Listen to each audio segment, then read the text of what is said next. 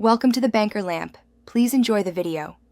You start by validating authority. Never probe without written permission. Once authorized, gather the asset inventory so you know which hosts act as bastions and why they exist. Next, perform safe discovery. Use controlled nmap sweeps and banner grabs to map services and exposed ports, making sure to log timestamps and scan rates.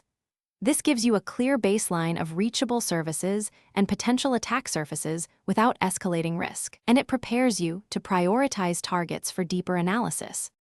Once done with discovery, you move into assessment and prioritization. Run vulnerability checks against discovered services and map findings to CVEs and exploitability. This tells you what matters first. Inspect access controls. Check SSH and RDP settings, authorized keys, and group policies, because misconfigurations often enable lateral movement.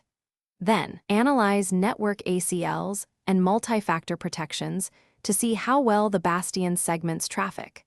This combination of technical checks and risk ranking directs your remediation plan efficiently.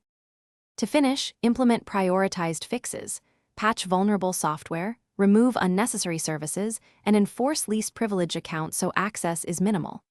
Make sure MFA and centralized logging are active, and configure session recording or jump host auditing so you can trace activity. After changes, rescan and run authorized validation tests to confirm fixes work. Make sure to update runbooks and asset records. If something breaks, check recent config diffs and rollback, one change at a time, while preserving log. Thanks for watching. If this was helpful, leave a like and consider subscribing. See you next time.